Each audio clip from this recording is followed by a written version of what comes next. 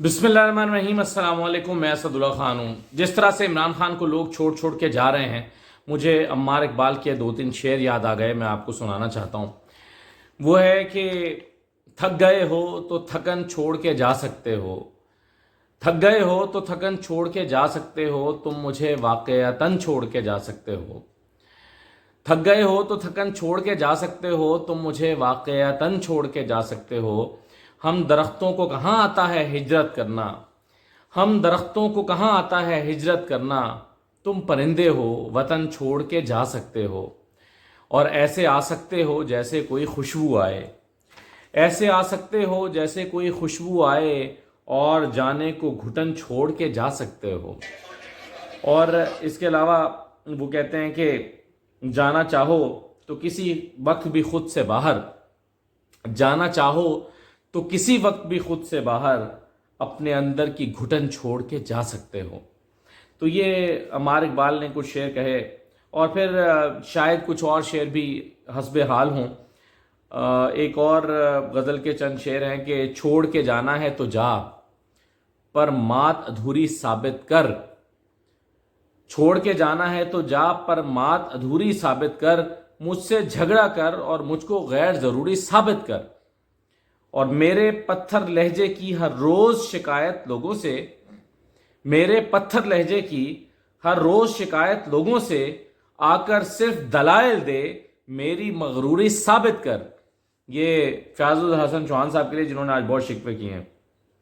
और फिर यह है कि बात बजा के होते हैं दो चार मसाइल सबके ही, बात बजा के होते हैं दो चार मसाइल सबके ही, जानता हूं मजबूरी को लेकिन मजबूरी साबित कर। और बहस नहीं बनती दोनों की फिर भी ए बहुतान परस्त। जाहिर है कुछ लोगों को इमरान खान पे बहुतान लगा लगा के जा रहे हैं, कुछ लोग तो खैर बहुतान लगाए बगैर जा रहे हैं, लेकिन कुछ लोग बहुतान लगा के जा रहे हैं। बहस नहीं बनती दोनों की फिर भी ए बहुतान परस्त, जितनी बातें घर रखी हैं एक तो पूरी साबित कर। तो ये मैंने सोचा कि कुछ शेर चलें आपको हस्बे हाल मेरे जहन में आ गए, आपको सुना दिया जाए। वैसे तो खैर लोग ताल्लुक़ को निभाते हैं, और निभाते हैं तो फिर निभाते हैं, फिर मुश्किल वक्त में भी निभाते हैं, फिर वो मुश्किल वक्त में छोड़ के नहीं जाते। और अगर छोड़ के जाना भी हो तो गिले शिकवे करके नहीं जाते, फिर उसको किसी और वक्त के लिए रख छोड़ते हैं। लेकिन यहाँ तो आज जो फयाजुल हसन चौहान साहब ने किया, बल्कि मुझे एक और शेर याद आ गया, अब्बास साबिर साहब की बड़ी मशहूर गज़ल है। उसका एक शेर है कि हम हैं सूखे हुए तालाब पे बैठे हुए हंस। अच्छा, इस शेर का बैकग्राउंड ये है, ताबिर साहब ने खुद एक मरतबा ये सुनाया। वो कहते हैं कि हमारे जो है वो इलाके से, वो मेलसी के रहने वाले हैं अब्बास ताबिर साहब। तो वो कहते हैं हमारे उस रीजन से एक दरिया गुजरा करता था, बहुत पहले की बात है। और वो आहिस्ता आहिस्ता वो दरिया जो है, वो कहते हैं बचपन में हम दरिया खुद देखते थे, लेकिन आहिस्ता आहिस्ता आहिस्ता आहिस्ता फिर वो दरिया सूख गया। वो कहते हैं जब वो दरिया बहता था तो उस दरिया पर मौसमी परिंदे, यानी एक सर्दियों के मौसम में जब दूर दराज बर्फ़ पड़ती है तो ठंडे इलाकों से कुछ परिंदे यहाँ पर आकर पानी पे बसेरा करते थे, जैसे मुर्गाबियाँ आती हैं हमारे यहाँ। तो फिर वो दरिया सूख गया, कई साल लगे सूखने में, लेकिन वो परिंदे जो आया करते थे उनकी नस्लें, अगली नस्लें वहां पर आती हैं, जिनके आबाओ अजदाद आया करते थे, तो अब उनकी अगली नस्लें आती हैं, लेकिन अब वहां कोई पानी नहीं होता। जब वहां कोई पानी नहीं आता होता तो वो प्यासे फिर वहां पर मर जाते हैं बगैर पानी के। तो इस पर उन्होंने शेर कहा था कि हम हैं सूखे हुए तालाब पे बैठे हुए हंस, जो ताल्लुक को निभाते हुए मर जाते हैं, जो अपने आबाओ अजदाद का ताल्लुक था इस दरिया के साथ, उसको निभाते हुए मर जाते हैं। तो जिन्होंने ताल्लुक निभाना होता है वो फिर निभाते हैं, लेकिन बहरहाल मजबूरियां भी इंसानों की होती हैं, लेकिन इस मजबूरी में कम ज़र्फ़ी का मुज़ाहरा नहीं करना चाहिए, जो कि हम कहीं कहीं देख रहे हैं। अच्छा, अब फयाजुल हसन चौहान साहब से एक सवाल जो है वो सहाफ़ी ने किया प्रेस कॉन्फ्रेंस में, वो मैं आपको सुनाना चाहता हूँ। उन्होंने कहा कि जनाब बाहर आप गैर रस्मी गुफ्तगू कर रहे थे। अच्छा, आमतौर पर होता यही है कि गैर रस्मी जो गुफ्तगू होती है वो ऑफ द रिकॉर्ड समझ जाती है, उसको लोग रिकॉर्ड पर नहीं लाते, तो कभी कभी दिल की बात कह भी देते हैं। अक्सर हमसे लोग पूछते हैं, हम एंकर से लोग पूछते हैं कि ये जो आपके मेहमान आते हैं ये ब्रेक में क्या बातें करते हैं। تو میں اکثر ان سے کہتا ہوں کہ وہ بریک میں جو باتیں کرتے ہیں وہ کچھ اور باتیں ہوتی ہیں، وہ نہیں بتائی جا سکتی، وہ آف دی ریکارڈ ہوتے ہیں، اخلاقی طور پر نہیں بتائی جا سکتی۔ لیکن بہرحال آج جو وجوہات آف دی ریکارڈ بتائیں فیاض الحسن چوہان صاحب نے پارٹی چھوڑنے کی، وہ انہوں نے یہ بتائیں کہ یار کیا کریں، پھر مجبوری ہے، تشدد ہوا ہے، گھر میں سامان توڑ پھوڑ دیا، بچوں کے موبائل لے گئے ہیں، مطلب اتنا ظلم کیا، اب کیا کریں پارٹی نہ چھوڑیں، تو یہ انہوں نے مجبوریاں بتائیں۔ اور باہر آ کر اور پھر پریس کانفرنس میں کچھ اور کہا۔ تو ایک صحافی نے جو سوال کیا وہ ذرا آپ سنیے کہ انہوں نے کیا کہا۔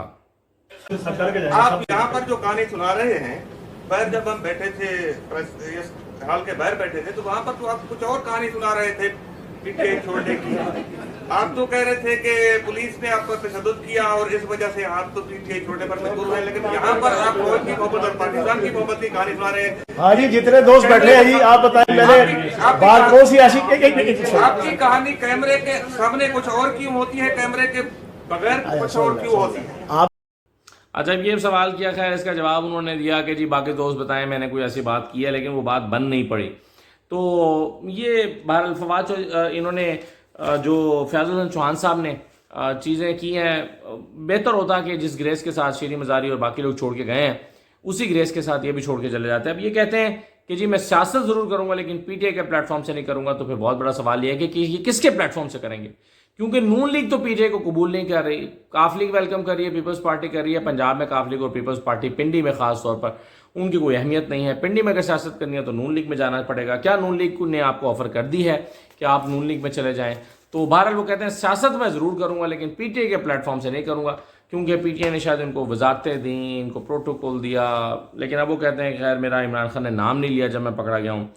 پھر وہ بہرحال کئی سوال پوچھے جا سکتے ہیں ان سے کہ اگر آپ کو اتنے شکوے تھے اور سال بھر سے تھے تو آپ ساتھ کیوں چلتے آ رہے تھے، اور جب آپ کو پولیس نے پکڑا تھا تو جاتے ہوئے آپ نے وکٹری کا نشان کیوں بنایا تھا، جاتے ہوئے آپ نے وکٹری کا نشان بنایا اور پاکستان زندہ باد اور پی ٹی آئی زندہ باد کا نعرہ لگایا، لیکن وہاں جا کر آپ کا سافٹ ویئر جو ہے وہ چینج ہو گیا اور باہر نکلے تو سیدھا پریس کانفرنس کرنے آ گئے۔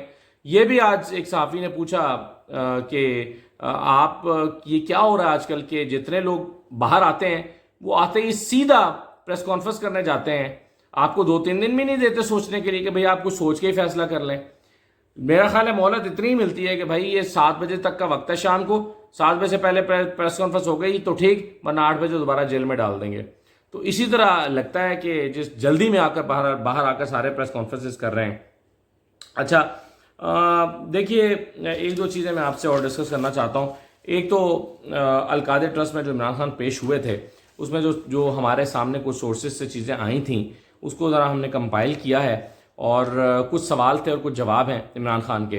کچھ سوال ایسے ہیں جو عمران خان نے ان کا ٹیکنیکل جواب دیا اور اس کا نیب کے پاس اب شاید کوئی جواب نہ ہو، اور کچھ ایسی چیزیں ہیں جو عمران خان نے سیدھی کہہ دیں۔ مثلا ان سے پوچھا گیا کہ بزنس ٹائکون یعنی ملک ریاض اور این سی اے کی ڈیل جو نیشنل کرائم ایجنسی اور ملک ریاض کی ڈیل ہوئی تھی اس سے حاصل 190 ملین پاؤنڈ کہاں گئے؟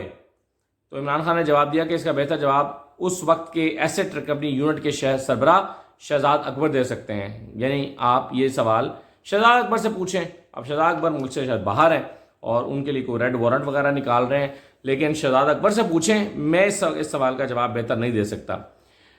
پھر نیب نے سوال کیا کہ این سی اے ڈیل کو خفیہ رکھنے اور رقم بزنس ٹائکون کو یعنی ملک ریاض کو واپس لوٹانے کا فیصلہ کس کا تھا، یعنی کس نے فیصلہ کیا تھا یہ کہ رقم یہ جو این سی اے سے واپس رقم آ رہی ہے، یہ جو ڈیل ہوئی ہے کہ 190 ملین پاؤنڈ واپس آئیں گے، اس کو خفیہ رکھنے کا فیصلہ کس کا تھا؟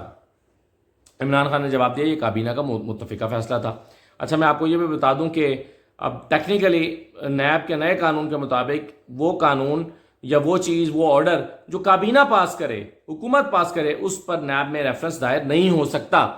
یہی وجہ ہے کہ رمضان شوگر مل میں بھی یہی پلی لی گئی تھی، اور پہلے یہی پلی لی گئی تھی، بعد میں خیر اس کو واپس لیا گیا درخواست کو، اور پھر دوسری ٹیکنیکل اس میں سے ایک پلی لے لی گئی۔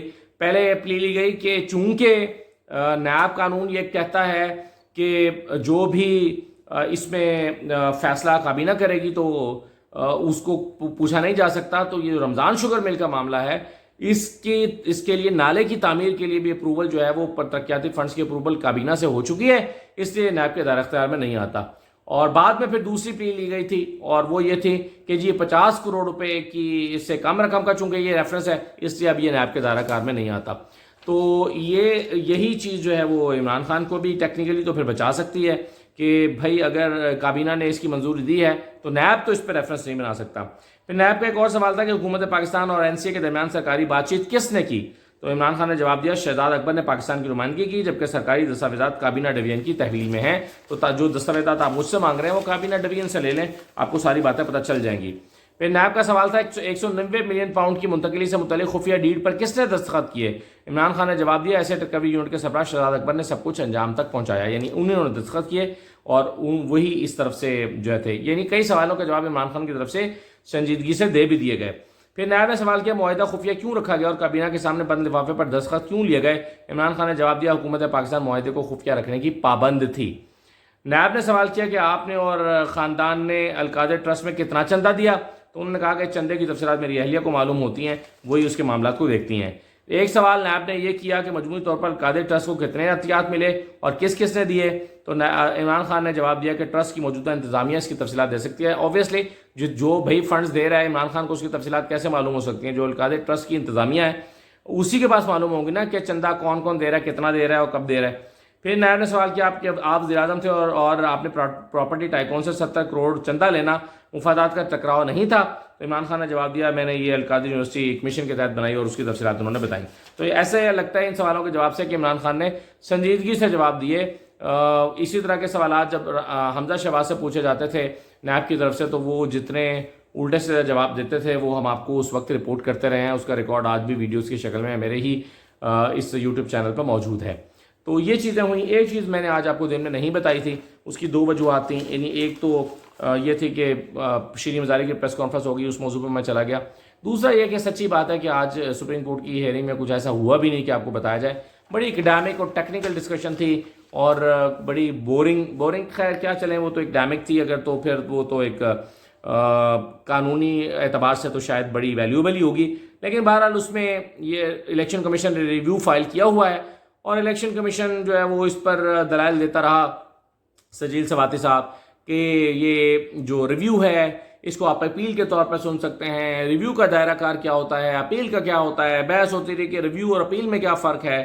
اور پھر انلارجمنٹ اور کرٹیلمنٹ جو ہے اس میں، یعنی جورسڈکشن انلارجمنٹ اینڈ جورسڈکشن کرٹیلمنٹ، اس میں کیا فرق ہوتا ہے، ریویو اور ورسز اپیل، اس پر ڈیبیٹ ہوتی رہی.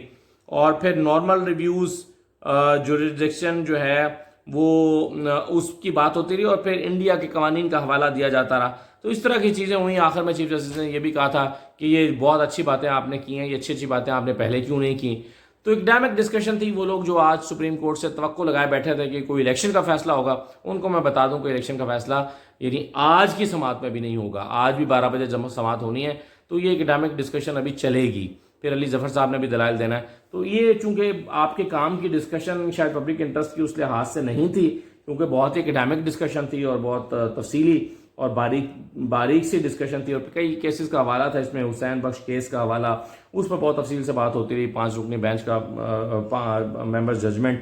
تو یہ چیزیں تھیں. بہرحال جو لوگ توقع لگائے بیٹھے ہیں کہ سپریم کورٹ الیکشن کا فیصلہ دوبارہ دے گی، ان سے میں کہوں گا کہ ابھی ذرا حوصلے سے بیٹھیے. اجازت دیجیے. اللہ حافظ.